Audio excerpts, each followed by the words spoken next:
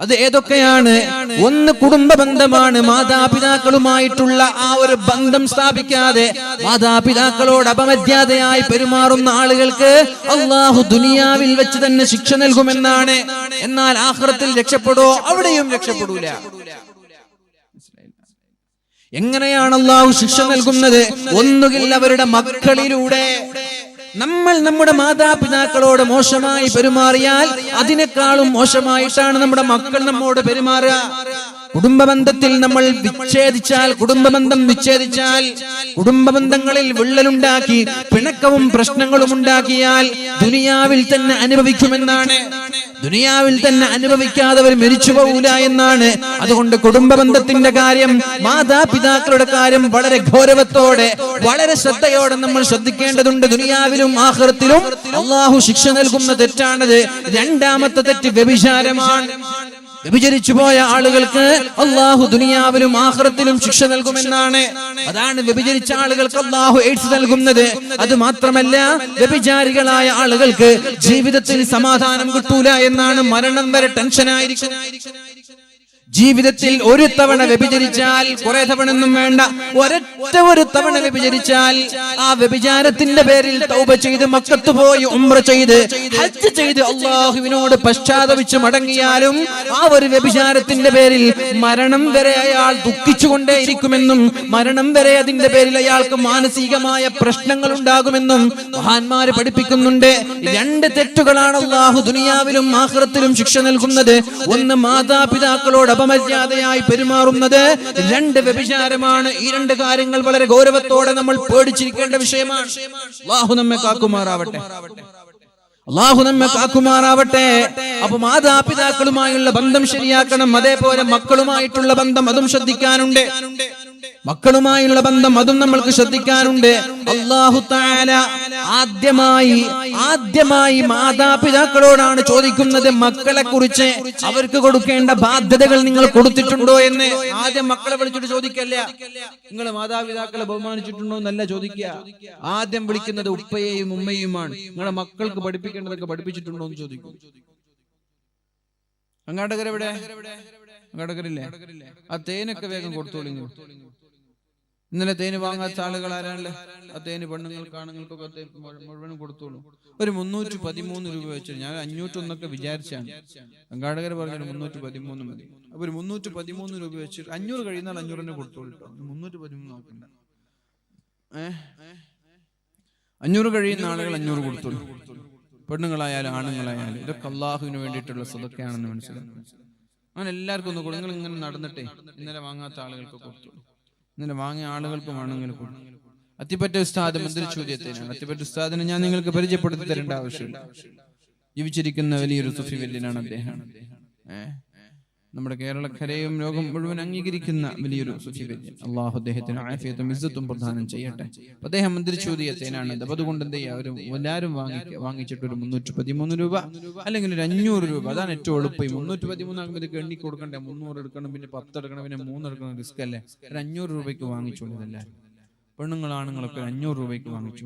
അള്ളാഹു തൗഫീഖ് ചെയ്യട്ടെ. അള്ളാഹു ശിഫ നൽകട്ടെ. അതുകൊണ്ട് പോയിട്ട് ഒരു 11 ഫാത്തിഹ ഓതി അതിലൂത, ഒരു 11 ഫാത്തിഹ ഓതി അതിലൂത, എന്നിട്ട് കുടിക്കുക. അള്ളാഹു എല്ലാ രോഗങ്ങൾക്കും ശിഫ നൽകും ഇൻഷാ അല്ലാഹ്. ആത്മാർത്ഥമായിട്ട് ഒരു ഊതുവൊക്കെ ചെയ്ത് ആത്മാർത്ഥമായിട്ട് ഒരു 11 ഫാത്തിഹ ഓതിയിട്ട് ഊത, എന്നിട്ട് കുടിക്കുക. അള്ളാഹു ശിഫ നൽകട്ടെ. അള്ളാഹു ശിഫ നൽകട്ടെ. അള്ളാഹു ശിഫ നൽകട്ടെ. അപ്പൊ മാതാപിതാക്കളോട് അള്ളാഹു ആദ്യം മക്കളെ കുറിച്ച് ചോദിക്കുന്നതാണ്. ആദ്യം ചോദിക്കൽ മക്കളോടല്ല. എന്തെങ്കിലും ഉപ്പാനെ ബഹുമാനിക്കാത്തത് നല്ല ചോദിക്കുക. എന്തേ നിങ്ങൾ നിങ്ങളുടെ മക്കൾക്ക് എന്താ പഠിപ്പിച്ചത്?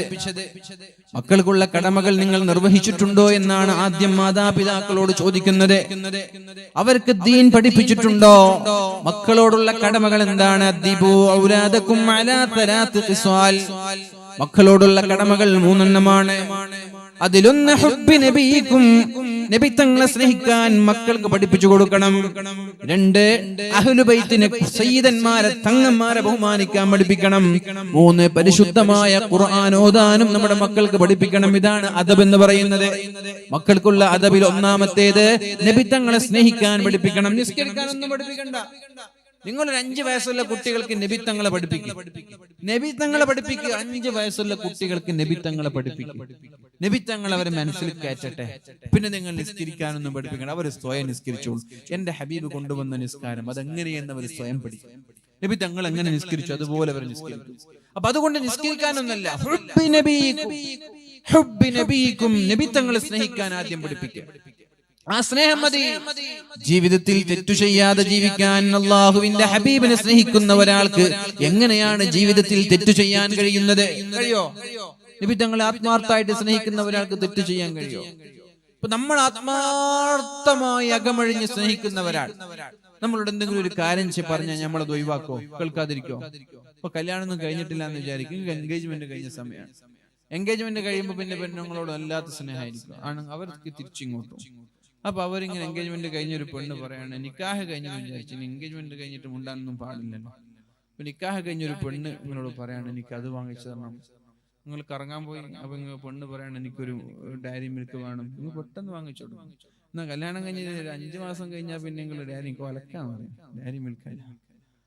അതിന്റെ ആ നല്ല സ്നേഹമുള്ള സമയമാണ് നിക്കാഹ് കഴിഞ്ഞുവിടാൻ, അല്ലെങ്കിൽ കല്യാണം കഴിഞ്ഞുവിടാൻ. അപ്പൊ എന്ത് പറഞ്ഞാലും കേൾക്കും. എന്റെ സ്നേഹം നന്നായി മനസ്സിലാക്കും. പിന്നെ സ്നേഹമില്ല എന്നല്ല, പിന്നെ കല്യാണം കഴിഞ്ഞ് 5 മാസം കഴിഞ്ഞ് സ്നേഹം പോയി എന്നല്ല, സ്നേഹം ഉണ്ടാവും. പക്ഷെ നമ്മൾ സ്വന്തമായി എന്നിപ്പോ സ്വന്തം ആയിക്കൊണ്ട് വരുന്നുണ്ട്. അതുകൊണ്ടാണ് അപ്പൊ അതിന്റെ അർത്ഥം ഇനി വാങ്ങിച്ചു കൊടുത്തില്ലെങ്കിൽ സ്നേഹമില്ല എന്നൊന്നുമല്ല പറഞ്ഞു വരുന്നത്. നമ്മൾക്ക് ആ സ്നേഹം, അതിന്റെ ആത്മാർത്ഥമായ സ്നേഹം നമ്മൾക്ക് ഉണ്ടാകുമ്പോൾ അവരെന്ത് പറഞ്ഞാലും നമ്മൾ കേൾക്കും. അവർക്ക് ഇഷ്ടപ്പെടുന്നതേ നമ്മൾ ചെയ്യും. ആ സമയത്ത് പെണ്ണ് പറയുകയാണെങ്കിൽ സീസർ വലിക്കല്ല എന്ന് പറഞ്ഞാൽ വലിക്കൂല, അല്ലെ? പെണ്ണ് പറയുകയാണെങ്കിൽ സീസർ വലിക്കുന്നത് എനിക്ക് ഇഷ്ടമല്ല കേട്ടോ, എന്നാൽ വലിക്കൂല. അറിയാതെ പോയിട്ട് രഹസ്യമായിട്ട് മുമ്പിൽ വലിക്കൂല. അതേപോലെ നബിത്തങ്ങളോടുള്ള സ്നേഹം നമ്മൾ കൊത്തിവെക്കുക, നമ്മുടെ മക്കളിൽ കൊത്തിവെക്കുക, ചെറുപ്പത്തിലേ കൊത്തിവെക്കുക. ചെറുപ്പത്തിലെ മക്കൾ കേൾക്കേണ്ടത് നബിത്തങ്ങളെ കുറിച്ചും ദീനിനെ കുറിച്ചൊക്കെ ആയിക്കോട്ടെ. അങ്ങനെ അള്ളാഹുവിന്റെ ഹബീബിനെ മനസ്സിലാക്കാനും സ്നേഹിക്കാനും നമ്മുടെ മക്കൾ തുടങ്ങിയാൽ അവർ സ്വയം നിസ്കരിക്കാൻ തുടങ്ങും, സ്വയം ഖുർആൻ ഓതാൻ തുടങ്ങും. ഒന്നാമത്തെ അദബ് മക്കൾക്ക് നബിത്തങ്ങളോടുള്ള സ്നേഹം ഇട്ട് കൊടുക്കലാണ്. നന്നായി സ്നേഹിക്കട്ടെ. അപ്പൊ നബിത്തങ്ങളെ കുറിച്ചുള്ള ചരിത്രങ്ങൾ കേൾക്കും. ഉമ്മമാര് പറഞ്ഞു കൊടുക്കുക, നബിത്തങ്ങളുടെ ജീവിതത്തിലെ ചരിത്രങ്ങളൊക്കെ ചെറുപ്പത്തിലേ പറഞ്ഞു കൊടുക്കുക. അപ്പൊ അവർക്ക് കൂടുതൽ പഠിക്കാൻ ആഗ്രഹം വരുമ്പോൾ അവർ പുസ്തകം വാങ്ങിച്ചു വായിക്കും. യൂട്യൂബിലൂടെ നബിത്തങ്ങളെ കുറിച്ചുള്ള പഠനങ്ങൾ അവർ, വേലകൾ അവർ കേൾക്കും. അങ്ങനെ നബിത്തങ്ങളുടെ ഒരു മുഹിബ്ബായി മാറും. അങ്ങനെ മുഹിബ്ബായി മാറിയാൽ പിന്നെ അവരുടെ ജീവിതം നബിത്തങ്ങളുടെ ജീവിതമായി മാറും. അവരുടെ ഡ്രസ് കോഡ്, അവരുടെ ജീവിത രീതി, അവരുടെ ഭക്ഷണം, അവരുടെ ഉറക്കയെല്ലാം അല്ലാഹുവിന്റെ ഹബീബായി മാറും. അതുകൊണ്ട് ഉമ്മമാരുടെ മുമ്പിലുള്ള ഒന്നാമത്തെ കടമ അവർക്ക് നല്ല പേരിട്ട് കൊടുക്കണം. അതേപോലെ അവർക്ക് അല്ലാഹുവിന്റെ ഹബീബിനെ സ്നേഹിക്കാൻ പഠിപ്പിക്കണം, അഹ്ലുബൈത്തിനെ സ്നേഹിക്കാൻ പഠിപ്പിക്കണം. അതേപോലെ പരിശുദ്ധമായ ഖുർആനിൽ അവർക്ക് അവഗാഹം നൽകണം. ഖുർആൻ കൊണ്ട് അവരെ കൊണ്ട് ഒതുക്കണം, ഖുർആൻ അവരെ കൊണ്ട് പഠിപ്പിക്കണം. ഇതെല്ലാം മാതാപിതാക്കളുടെ കടമയാണ്. അല്ലാഹു നാളെ ആദ്യമായി നിങ്ങളോട് ചോദിക്കുന്നത് ഇതെല്ലാമാണ്. പിന്നെയോ 7 വയസ്സായാൽ നിസ്കാരത്തിന്റെ കാര്യം, 10 വയസ്സായാൽ നിസ്കരിച്ചില്ലെങ്കിൽ അടിക്കുന്നതിന്റെ കാര്യം, ഇതെല്ലാം വളരെ ശ്രദ്ധയോടെ കൃത്യമായി നമ്മുടെ മാതാപിതാക്കളിൽ നിന്നുണ്ടാവണം. പിന്നെയാണ് മാതാപിതാക്കളെ കുറിച്ച് മക്കളോട് ചോദിക്കുന്നത്. ഭാര്യയും ഭർത്താവും തമ്മിലുള്ള ബന്ധം, ഭർത്താവിനെ വെറുപ്പിക്കാത്ത ഒരു ഭാര്യ, ഭർത്താവിനെ വെറുപ്പിക്കാത്ത ഒരു ഭാര്യ, ആ ഭാര്യ മരിച്ചുപോയാൽ ദഖലത്തിൽ ജന്ന, ആ ഭാര്യ സ്വർഗ്ഗക്കാരിയാണ് എന്ന് മുഹമ്മദുർ റസൂലുള്ളാഹ്. ഒരു പെണ്ണ് മരിച്ചു, കല്യാണം കഴിഞ്ഞിട്ട് 5 വർഷമായി. 5 വർഷത്തിനുള്ളിൽ ഭർത്താവിനെ വെറുപ്പിച്ചിട്ടില്ല. പിന്നെ പെണ്ണുങ്ങൾക്കുള്ള പൊതുവെയുള്ള ഒരു സ്വഭാവം ഭർത്താക്കന്മാരെ മാക്സിമം വെറുപ്പിക്കലാണ്. എന്തെങ്കിലും പറഞ്ഞിട്ട് ഭർത്താവ് ഒരു പക്ഷെ നല്ലത് ചിന്തിച്ചിട്ട് എന്തെങ്കിലും ഒരു കാര്യം പറയുമ്പോൾ അത് നെഗറ്റീവായി എടുത്തിട്ട് തിരിച്ച് ഇങ്ങനെ വെറുപ്പിക്കലാണ് പൊതുവെ ഉള്ളത്. കേട്ട ആളുകളുടെ അഭിപ്രായം പറഞ്ഞിട്ട് പറയാൻ 99% ഇങ്ങനെയാണ്. പിന്നെ 1% വിട്ടു ആർക്കെങ്കിലും, അങ്ങനെ ആരെങ്കിലും ഉണ്ടെങ്കിൽ അവർക്ക് വേണ്ടിയിട്ട് വിട്ടുകൊടുക്കാൻ. വെറുപ്പിക്കുക, കല്യാണം കഴിഞ്ഞാൽ പിന്നെ ഇവർക്ക് പണി വെറുപ്പിക്കണം. അവിടെ പോയാലും വെറുപ്പിക്കൽ, ഇവിടെ വന്നാലും വെറുപ്പിക്കും. നിങ്ങൾ എന്തിനാ അവിടെ പോയി? എന്താ എന്നെ പറഞ്ഞില്ല, ഇനി പറഞ്ഞതിന് പറയുമ്പോ വൈകിയത് എന്തേ, അതിൽ നേരെ സമയത്ത് തന്നെ പറഞ്ഞ കുറച്ച് ദേഷ്യത്തിൽ പറഞ്ഞു എന്തിനു, അങ്ങനെ എന്തെങ്കിലും ഒരു കാരണം കണ്ടെത്തിയിട്ട് ഇങ്ങനെ വെറുപ്പിക്കുന്ന ഒരു സ്വഭാവമാണ്. അത് ഒഴിവാക്കണം. അങ്ങനെ വെറുപ്പിച്ച പിന്നെ ഭർത്താക്കന്മാർക്ക് മനസ്സിൽ തൃപ്തി ഉണ്ടാവില്ല. അങ്ങനെ തൃപ്തിയില്ലാതെ മരിച്ച നരകത്തിനാണെന്ന്. അതുകൊണ്ടൊരു പെണ്ണ് മരണസമയത്ത്, ഒരു പെണ്ണ് മരിച്ചു പോകുന്ന സമയത്ത് ഭർത്താവിന് അവളെ കുറിച്ച് നല്ല അഭിപ്രായമാണെങ്കിൽ അവൾ ദഖലത്തിൽ ജന്ന, അവൾ സ്വർഗ്ഗത്തിലേക്കാണ് കടന്നു പോകുന്നത് എന്ന് മുഹമ്മദുർ റസൂലുള്ളാഹ്.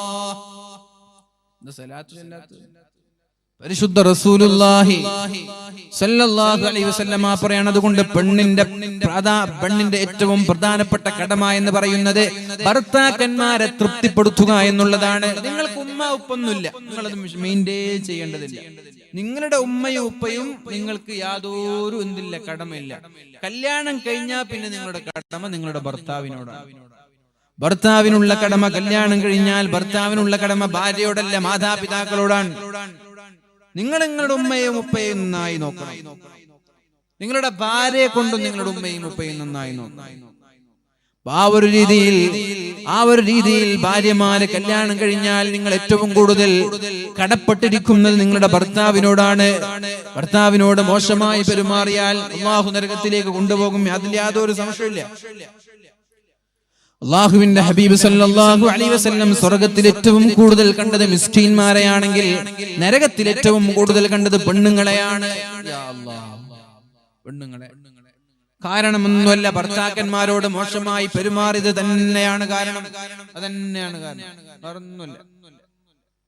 പെണ്ണുങ്ങൾ എന്തേ നരകത്തിൽ പോവാനുള്ള കാരണമെന്ന് മഹാന്മാരായ സ്വഹാബാക്കൾ ചോദിച്ചപ്പോ അല്ലാഹുവിന്റെ ഹബീബ് പറഞ്ഞത് തക്ഫുർനൽ അശീർ, ഭർത്താക്കന്മാരെ വെറുപ്പിക്കുന്നവരാണവർ.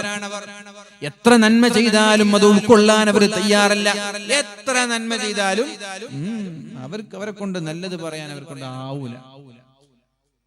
എത്ര നന്മ ചെയ്താലും, കാലാകാലം മരണം വരെ നന്മ ചെയ്താലും, എപ്പോഴെങ്കിലും ഭർത്താവിൽ നിന്ന് അവർക്ക് ഇഷ്ടപ്പെടാത്തത് കണ്ടുപോയാൽ അതിന്റെ പേരിൽ മരണം വരെ വേദനിപ്പിക്കുന്ന സ്വഭാവം സ്ത്രീകൾക്കുണ്ട്. അതുകൊണ്ട് ഭർത്താക്കന്മാരെ വെറുപ്പിക്കുന്നത് കാരണത്താൽ പെണ്ണുങ്ങളിൽ ഭൂരിഭാഗം പേരും നരകത്തിലായിരിക്കുമെന്ന് മുഹമ്മദുർ റസൂലുള്ളാഹ്. സ്വർഗത്തിലെത്താനുള്ള വഴികൾ നമ്മൾ ചർച്ച ചെയ്യുകയാണല്ലോ. അല്ലാഹു നമ്മൾക്ക് സ്വർഗം നൽകട്ടെ. അതുകൊണ്ട് ഇങ്ങനെ വെറുപ്പിക്കുന്ന വിഷയം, നല്ല കാര്യങ്ങൾ മാത്രം പറഞ്ഞ് നമ്മൾക്ക് ജീവിക്കാലോ, സന്തോഷങ്ങളിൽ ജീവിക്കാലോ. എന്തിനിങ്ങനെ കരയിപ്പിക്കണം, എന്തിനിങ്ങനെ വേദനിപ്പിക്കണം, എന്തിനിങ്ങനെ വിഷമിപ്പിക്കണം? പ്രയാസങ്ങൾ കണ്ടാൽ അത് മറന്നേക്ക്. തെറ്റുകളില്ലാത്ത മനുഷ്യർ ലോകത്തുണ്ടോ? തെറ്റുകൾ കണ്ടാൽ അത് മറന്നേക്ക്. അതൊക്കെ കുഴപ്പമില്ല, മനുഷ്യനല്ലേ. ആ ഒരു രീതിയിൽ കണ്ടുകൂടെ? അതൊക്കെ അഡ്ജസ്റ്റ്മെന്റിലൂടെ നമ്മൾക്ക് അഡ്ജസ്റ്റ് ചെയ്തുകൂടെ? എന്തിനാണ് അതിനൊക്കെ വലിയ വലിയ ആനക്കാര്യമാക്കിയ പ്രശ്നങ്ങൾ ഉണ്ടാക്കുന്നത്? ഭർത്താവായാലും ഭാര്യയായാലും പരസ്പരം ഏറ്റവും നല്ല സ്വഭാവത്തോടു കൂടി ജീവിക്കുക. ഇതൊക്കെ നാളെ ആഖിറത്തിൽ സ്വർഗ്ഗം കാരണമാകുന്നതാണ്. അല്ലാഹു തൗഫീഖ് ചെയ്യട്ടെ. അതേപോലെ കുടുംബക്കാരോടുള്ള കാര്യവും നമ്മൾ ശ്രദ്ധിക്കേണ്ടതുണ്ട്. കുടുംബത്തിന്റെ വിഷയം പറയുമ്പോ മൻ സറഹു അയ്യബ്സുതല്ലാഹു ലഹു ഫീ റിസ്ഖിഹി, അല്ലാഹു ഒരാൾക്ക് റിസ്ഖിൽ വിശാലത നൽകണമെന്ന് ആഗ്രഹിച്ചാൽ, സമ്പത്തിൽ ബർക്കത്ത് വേണം, നല്ല സാലറി വേണം, നല്ല വരുമാനം വേണം, നല്ല കൃഷിയിൽ നല്ല ലാഭം വേണം എന്നൊരാൾ ആഗ്രഹിച്ചാൽ, വയുൻസലഹു ഫീ അഥരിഹി, ഒരുപാട് കാലം ജീവിക്കണമെന്ന കൊതിയുണ്ടെങ്കിൽ ഫല്യസിൽ റഹിമഹു, കുടുംബബന്ധം ചേർക്കണമെന്ന് മുഹമ്മദുർ റസൂലുള്ളാഹ് സല്ലല്ലാഹു അലൈഹി വസല്ലം. ലാ യദ്ഖുലുൽ ജന്നത ഖാതിഉൻ, ഒരിക്കലും കുടുംബബന്ധം വിച്ഛേദിക്കുന്ന ആളുകൾ ഒരിക്കലും സ്വർഗ്ഗത്തിൽ കിടക്കൂല എന്നാണ് പറഞ്ഞത്. ലാ യദ്ഖുലുൽ ജന്നത ഖാതിഉൻ, കുടുംബബന്ധം വിച്ഛേദിക്കുന്നവർ, കുടുംബക്കാരുമായി പിണക്കമുള്ളവർ, ഇവർ സ്വർഗ്ഗത്തിലേക്ക് കടക്കൂല എന്നാണ്. ആദ്യം സ്വർഗ്ഗത്തിൽ കടക്കുന്നവരിൽ ഇവർ ഉൾപ്പെടൂല എന്നാണ്. അവരെ ഒരുപാട് കാലം നരകത്തിലിട്ട് ശിക്ഷിച്ച് ഒരുപാട് കാലത്തിന് ശേഷമാണ് അവർക്ക് അല്ലാഹു സ്വർഗ്ഗം നൽകുക. കുടുംബബന്ധം വിച്ഛേദിക്കുന്ന ആളുകൾ. അല്ലാഹുവിന്റെ ഹബീബ് സല്ലല്ലാഹു അലൈഹി വസല്ലമ തങ്ങൾ പറയുകയാണ്, വഅമറനി അൻ നസിലർ റഹിമ, കുടുംബബന്ധം ചേർക്കാൻ എന്റെ ഹബീബ് എന്നോട് പറഞ്ഞു. വഇന്നദ്ബറത, അവരെത്ര മോശമായി പെരുമാറിയാലും നമ്മൾ അതേ നാണയത്തിൽ പെരുമാറാതെ, അതേ രീതിയിൽ തിരിച്ചു പ്രതികരിക്കാതെ, സമാധാനത്തോടുകൂടി പുഞ്ചിരിയോടുകൂടി കുടുംബക്കാരോട് പെരുമാറി കുടുംബബന്ധം ചേർക്കാൻ എന്റെ ഹബീബ് എന്നോട് പറഞ്ഞു എന്ന് മഹാനായ അബൂ ദർ റളിയല്ലാഹു അൻഹു. ലാ തൻസിലുർ റഹ്മത്തു അലാ ഖൗമിൻ ഫീഹിം ഖാതിഉ റഹിമിൻ, കുടുംബബന്ധം വിച്ഛേദിച്ച ഒരാൾ ഒരു സദസ്സിലുണ്ടെങ്കിൽ, കുടുംബബന്ധം വിച്ഛേദിച്ച ഒരാൾ ഒരു സദസ്സിലുണ്ടെങ്കിൽ ആ സദസ്സിലേക്ക് അല്ലാഹുവിന്റെ മലക്കുകൾ ഇറങ്ങൂല എന്ന് മുഹമ്മദുർ റസൂലുള്ളാഹ്. ലാ തൻസിലുർ റഹ്മ, ലാ തൻസിലുർ റഹ്മ, അല്ലാഹുവിന്റെ കാരുണ്യം ഇറങ്ങൂല.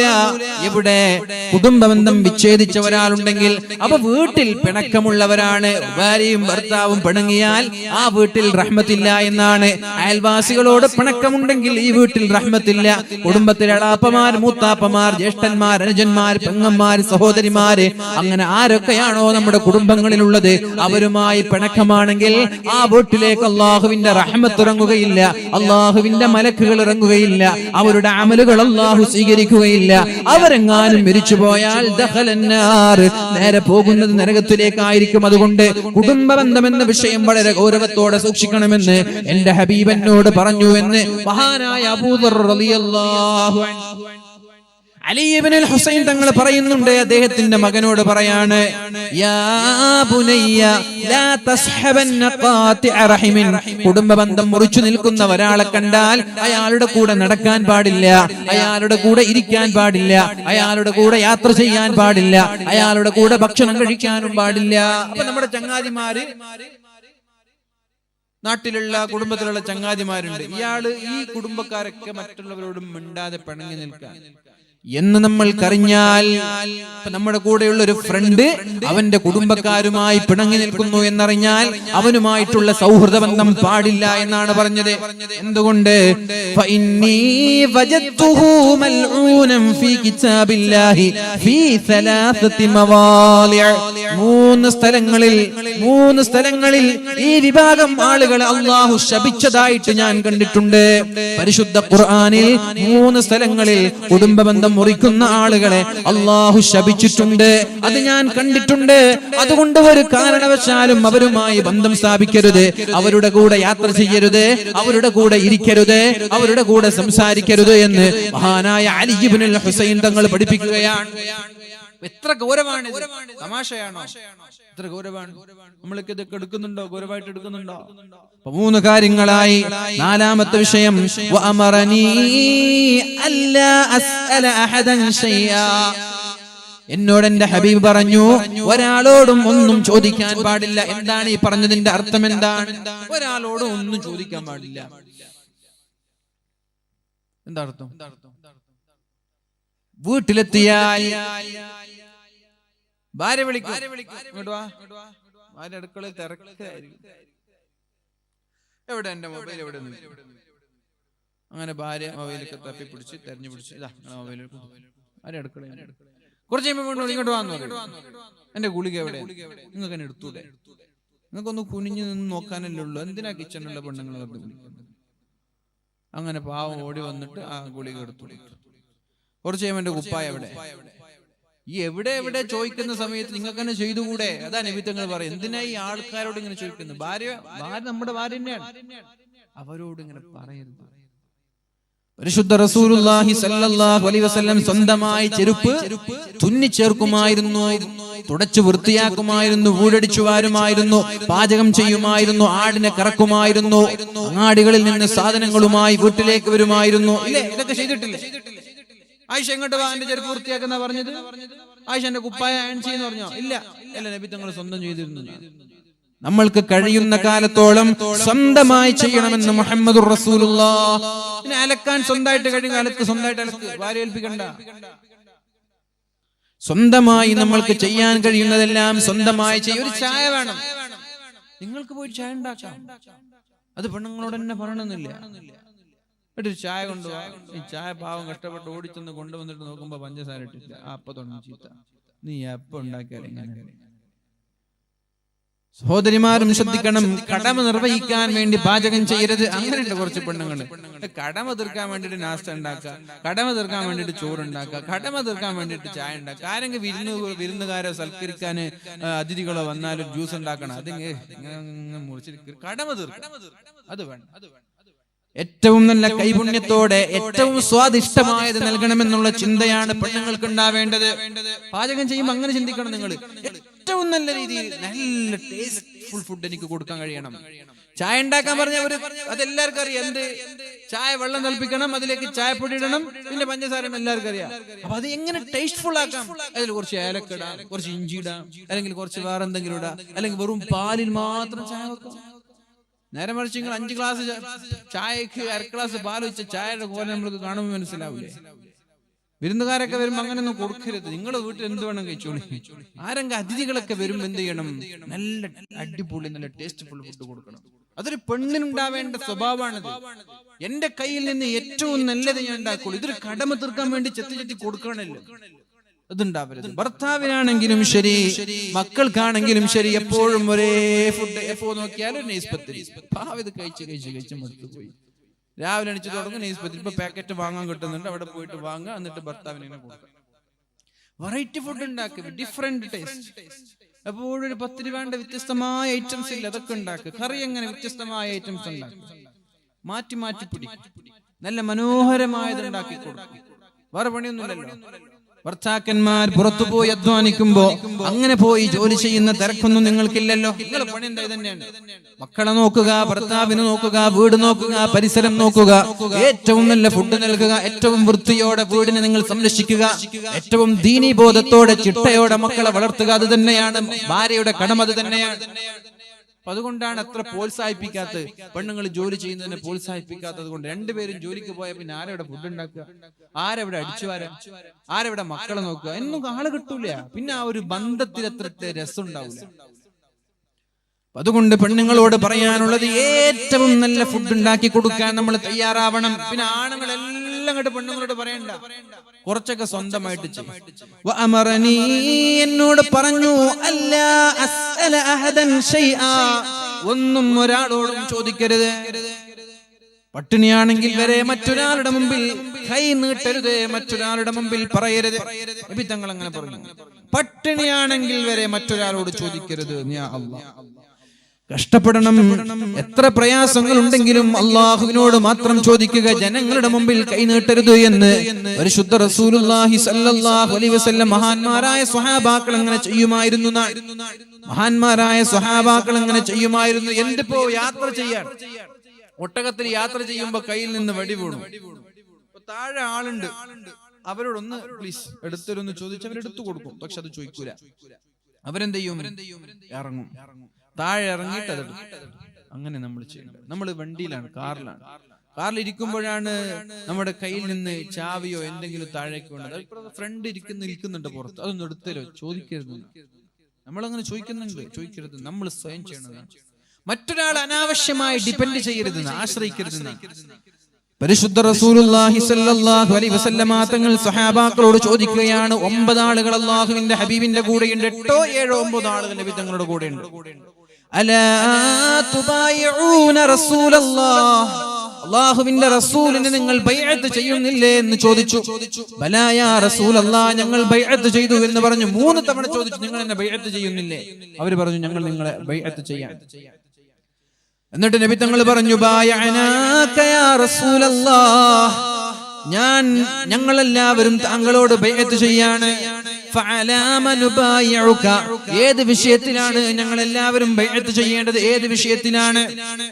നബി തങ്ങൾ പറഞ്ഞു സല്ലല്ലാഹു അലൈഹി വസല്ലം, അലാ അൻ തഅബുദുല്ലാഹ വലാ തുശ്രികൂ ബിഹി ഷൈആ, അല്ലാഹുവിനെ മാത്രം ആരാധിക്കണം, അവന് കൂറുകാരില്ല, അവന് പങ്കുകാരെ ചേർക്കരുത്. 1 2 വസ്സലവാത്തിൽ ഖംസി, 5 നേരം കൃത്യമായി നിസ്കരിക്കുമെന്ന വിഷയത്തിൽ നിങ്ങൾ എനിക്ക് ഉറപ്പ് തരണം. പിന്നെയോ വതുതീഉ, അല്ലാഹുവിനെയും അവന്റെ റസൂലിനെയും അനുസരിക്കുമെന്നുള്ള വിഷയം. വലാ തസ്അലുന്നാസ ഷൈആ, ജനങ്ങളോട് ആരോടും ഒരു കാര്യവും ചോദിക്കൂല എന്ന ഉറപ്പ് എനിക്ക് തരണം. ജനങ്ങളോട് ആരോടും ഒരു കാര്യവും ചോദിക്കൂല എന്ന ഉറപ്പും എനിക്ക് തരണമെന്ന് മുഹമ്മദുർ റസൂലുള്ളാഹ്. അത്രയ്ക്ക് മോശാണെന്നാണ്. എന്ത് കാര്യങ്ങളും അയാളോട് ചെയ്യിപ്പിക്കുക, അയാളോട് ഇങ്ങനെ പറയിപ്പിക്കല് മോശാണെന്നാണ്. മാക്സിമം നമ്മൾ സ്വന്തമായിട്ട് ചെയ്യേണ്ടതാണ് ഈ വിഷയങ്ങളൊക്കെ. എല്ലാം മറ്റുള്ളവരോട് ചെയ്യുന്നത് നല്ല കാര്യമല്ല. അതൊരിക്കലും അല്ലാഹുവിന്റെ ഹബീബ് സല്ലല്ലാഹു അലൈഹി വസല്ലമ തങ്ങൾ പ്രോത്സാഹിപ്പിച്ചിട്ടില്ല. നബി തങ്ങൾ പറഞ്ഞത് ഒരാളോടും ചോദിക്കാൻ പാടില്ല എന്നാണ്. അങ്ങനെ പ്രഗൽഭരായ ഹക്കീം ഇബ്നു ഹിസാം തങ്ങളെ പോലെയുള്ള ആളുകൾ സ്വന്തം ഖാദിമിനോട് പോലും വെള്ളം കൊണ്ടുവരാൻ പറയുമായിരുന്നില്ല.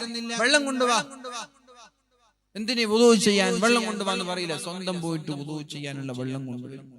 ചായ കൊണ്ടുപോകാനല്ല, പോയിട്ട് ചായ കൊണ്ടുപോകും. അങ്ങനെ എല്ലാ വിഷയങ്ങളും സ്വന്തമായി ചെയ്തിരുന്നവരാണ് മഹാന്മാരായ സ്വഹാബാക്കൾ. അബൂ ഹുറൈറ തങ്ങൾ പറയാണ്, ഖാല റസൂലുള്ളാഹ്, ഖാല റസൂലുള്ളാഹ് സല്ലല്ലാഹു അലൈഹി വസല്ലം നബി തങ്ങൾ പറഞ്ഞു ലാ യഹ്തതിബ അഹദുകും അലാ ളഹ്രിഹി ഫയഖി ബിഹി വജ്ഹഹു ഖൈറുൻ ലഹു മിൻ അൻ യസ്അല റജുലൻ അഅതാഹു ഔ മനഅ.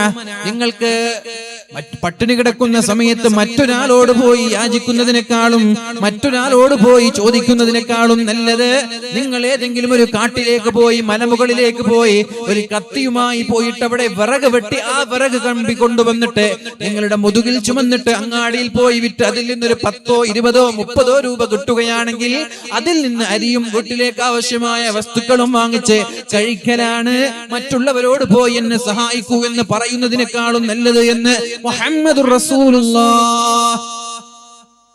അങ്ങനെ മറ്റുള്ളവരോട് പോയി ചോദിക്കുന്നതിനേക്കാളും നല്ലത് എന്റെ മക്കളുടെ കല്യാണമുണ്ട്, എന്റെ പെൺമക്കളുടെ കല്യാണമുണ്ട്, എനിക്ക് വീടെടുക്കണമെന്നുള്ള കാര്യങ്ങളൊക്കെ, ഞാൻ രോഗിയാണ് സഹായിക്കണം എന്നുള്ള വിഷയങ്ങളൊക്കെ മറ്റുള്ളവരോട് പോയി ചോദിക്കുന്നതിനേക്കാളും നല്ലത് സ്വന്തമായിട്ട് ഏതെങ്കിലും കാട്ടിലേക്കോ മലഞ്ചുരുവിലേക്കോ ചെന്നിട്ട് അവിടെയുള്ള വിറക് വെട്ടി അത് കൊണ്ടുപോയി വിറ്റ് കാശാക്കി അന്തസ്സോടെ അഭിമാനത്തോടെ ജീവിക്കലാണ് എന്ന് മുഹമ്മദുർ റസൂലുള്ളാഹി സ്വല്ലല്ലാഹു അലൈഹി വസല്ലം നബി തങ്ങൾ ചോദിക്കുന്നുണ്ട്. ഒരു വിഷയത്തിൽ നിങ്ങൾ എനിക്ക് ഉറപ്പ് തന്നാൽ, ഒരു വിഷയത്തിൽ നിങ്ങൾ എനിക്ക് ഉറപ്പ് തന്നാൽ ഞാൻ നിങ്ങൾക്ക് സ്വർഗ്ഗം നൽകാമെന്ന് അല്ലാഹുവിന്റെ ഹബീബ് പറയുന്നുണ്ട്. നിങ്ങൾ എനിക്ക് ഉറപ്പ് തരണം ഒരു വിഷയം. എന്താണ് ആ വിഷയം? ഉറപ്പ് തരേണ്ട വിഷയം എന്താണ്? ഒരാളോടും ഒന്നും ചോദിക്കാൻ പാടില്ല എന്നുള്ള വിഷയം. എങ്കിൽ ഞാൻ അവർക്ക് വേണ്ടി സ്വർഗ്ഗം കൊണ്ട് ജാമ്യം നിൽക്കാമെന്ന് മുഹമ്മദുർ റസൂലുള്ളാഹ്. ഒരാളോടും ഒന്നും ചോദിക്കൂല എന്ന ഉറപ്പ് എനിക്ക് തന്നാൽ നിങ്ങൾക്ക് സ്വർഗ്ഗം കൊണ്ട് ഞാൻ ഉറപ്പ് തരാം. കഴിയോ? ഇപ്പൊ സംശയങ്ങളൊന്നും ചോദിക്കണ്ട എന്നല്ല, നമ്മൾക്ക് ആവശ്യമുള്ള വിഷയം നമ്മൾ സ്വയം ചെയ്യാൻ വേണ്ടി ശ്രമിക്കും. ആ കസേര ഒന്ന് ഇങ്ങോട്ട് എടുത്തു തരുമോ എന്ന് ചോദിക്കുന്നതിന് പകരം നമ്മൾ പോയിട്ട് ആ കസേര എടുത്തിട്ട് ഇങ്ങോട്ട് വെക്കുക. കയ്യിൽ നിന്ന് മൊബൈലോ പേപ്പറോ വീണ് പോയാൽ അതൊന്ന് എടുത്തു തരുമോ എന്ന് ചോദിക്കുന്നതിന് പകരം നമ്മൾ സ്വയം അത് എടുക്കുക. മനസ്സിലായോ? അപ്പൊ ഇനി മുതൽ നമ്മുടെ ജീവിതത്തിൽ വ്യക്തിപരമായ വിഷയങ്ങളിൽ, വീട്ടിലാണെങ്കിലും ശരി, മറ്റുള്ള ജോലി സ്ഥലങ്ങളിലൊക്കെ ആണെങ്കിലും ശരി, പ്രത്യേകിച്ചിട്ട് മുതലാളിമാരൊക്കെ ഉണ്ടാകും, അതെടുക്ക് ഇതെടുക്കുന്നൊക്കെ പറയും ഓഫീസിലൊക്കെ പോയിട്ട്. അതൊക്കെ സ്വയം ചെയ്യാൻ പറ്റുമെങ്കിൽ സ്വയം ചെയ്യണം. അങ്ങനെ സ്വയം ചെയ്യുമെന്നുള്ള ഉറപ്പെനിക്ക് തന്നാൽ നിങ്ങൾക്ക് ഞാൻ സ്വർഗ്ഗം കൊണ്ട് സന്തോഷവാർത്ത അറിയിക്കാമെന്ന്, സ്വർഗ്ഗം നിങ്ങൾക്ക് നൽകാമെന്ന് പരിശുദ്ധ റസൂലുള്ളാഹി സ്വല്ലല്ലാഹു അലൈഹി വസല്ലം. അല്ലാഹു റബ്ബ് സുബ്ഹാനഹു വ തആല തൗഫീഖ് നൽകി അനുഗ്രഹിക്കട്ടെ. നബി തങ്ങൾ സത്യം ചെയ്യുകയാണ്. 3 കാര്യങ്ങൾ സത്യം ചെയ്തു നബി തങ്ങൾ. 3 കാര്യങ്ങൾ സത്യം ചെയ്തിട്ട് പറഞ്ഞു. ഒന്ന്, മാ തവാളഅ അഹദുൻ ഇല്ലാ റഫഅഹുല്ലാഹ്. ഒരാൾ താഴ്ന്നു കൊടുത്താൽ അല്ലാഹു അയാളെ ഉയർത്തുമെന്ന് മുഹമ്മദുർ റസൂലുള്ളാഹ്. അല്ലാഹുവാണ് സത്യം. നബി തങ്ങൾ സത്യം ചെയ്യാണ്. വല്ലാഹി, അല്ലാഹുവാണ് സത്യം. ഒരാൾ താഴ്ന്നു കൊടുത്താൽ അല്ലാഹു അയാളെ ഉയർത്തുമെന്ന് മുഹമ്മദുർ റസൂലുള്ളാഹ്. 2 പേര് വിഷയം അടിപിടി കൂടാ, 2 പേര് തമ്മിൽ തർക്കമാണ്. ആ തർക്കമുള്ള സമയത്ത് ഞാനും വിട്ടുകൊടുക്കൂല, നീയും വിട്ടുകൊടുക്കൂല. ഭാര്യയും ഭർത്താവും തമ്മിലുള്ള സൗന്ദര്യ പണക്കം. 2 പേരും മിണ്ടാണ്ടിരുന്നു. ഭാര്യ പറഞ്ഞു, നോക്ക, ഞാൻ മിണ്ടൂല, നിങ്ങൾ ഉണ്ടോ ഇല്ല നോക്കട്ടെ. ഭർത്താവ് പറഞ്ഞു, നീ ഉണ്ടോ നോക്കട്ടെ. അങ്ങനെ 2 പേരും മിണ്ടാതെ ഇങ്ങനെ വാശിയും പിടിച്ച് മസലും പിടിച്ച് നിൽക്കുക. എന്താ ഉണ്ടാവുക? 2 പേരും അങ്ങോട്ടും മിണ്ടാതെ 2 പേരും 2, 3, 4 ദിവസം ഇങ്ങനെ പോകും. അതിന് പകരം ഒരാൾ താഴ്ന്നു കൊടുത്തു, ഭർത്താവ് താഴ്ന്നു കൊടുത്തു. കുഴപ്പമില്ല, എന്റെ ഭാര്യ എന്നല്ലേ, പോയിട്ട് അസ്സലാമു അലൈക്കും, സുഖല്ലേ എന്നൊക്കെ ചോദിച്ചിട്ട് സംസാരിച്ചു. അങ്ങനെ താഴ്ന്നു കൊടുത്താൽ അയാൾ അല്ലാഹു ഉയർത്തിക്കൊണ്ടേയിരിക്കുമെന്നാണ് പറഞ്ഞത്. 2 പേര് പിണങ്ങി നിൽക്കുന്നുണ്ട്, ഒരാൾ താഴ്ന്നു കൊടുത്തു. തർക്കങ്ങളാണ്. അഭിമാനത്തിനും അന്തസ്സിനും വേണ്ടിയിട്ടുള്ള സ്ഥാനമാനങ്ങൾക്ക് വേണ്ടിയുള്ള തർക്കങ്ങൾ ഉണ്ടാകുമ്പോ ഒരാൾ താഴ്ന്നു കൊടുത്തിട്ട് എനിക്ക് വേണ്ട. ഏത് വിഷയം വരുമ്പോഴും താഴ്മയുള്ള ആളുകൾ അല്ലാഹു അവരെ ഉയർത്തുമെന്ന കാര്യത്തിൽ സംശയമില്ല എന്ന് പരിശുദ്ധ റസൂലുള്ളാഹി സ്വല്ലല്ലാഹു അലൈഹി വസല്ലം. രണ്ടാമത്തെ വിഷയം, മാ തസദ്ദഖ അഹദുൻ ഇല്ലാ സാദഹുല്ലാഹ്. ഒരാൾ സ്വതഖ നൽകിയാൽ, അല്ലാഹുവിന്റെ മാർഗ്ഗത്തിൽ ചെലവഴിച്ചാൽ, ഇല്ലാ സാദഹുല്ലാഹ്, അല്ലാഹു അവർക്ക് അവരുടെ സമ്പാദ്യത്തിൽ വർധനവ് നൽകുമെന്ന് മുഹമ്മദുർ റസൂലുള്ളാഹി. നബി തങ്ങൾ പറഞ്ഞതിൽ വിശ്വാസം ഉണ്ടോ? നബി തങ്ങളെ ഹദീസിൽ വിശ്വാസം ഉണ്ടോ? ഉണ്ടല്ലോ. അപ്പൊ നബി തങ്ങൾ പറഞ്ഞൊരു വിഷയമാണ്, സ്വതക്ക കൊടുത്താൽ കൂടുതൽ തരാം. 1000 കൊടുത്താൽ 10,000 തരാം. 1000 കൊടുത്ത 10,000 തരാം. ഞാൻ പറഞ്ഞ വിഷയമല്ല.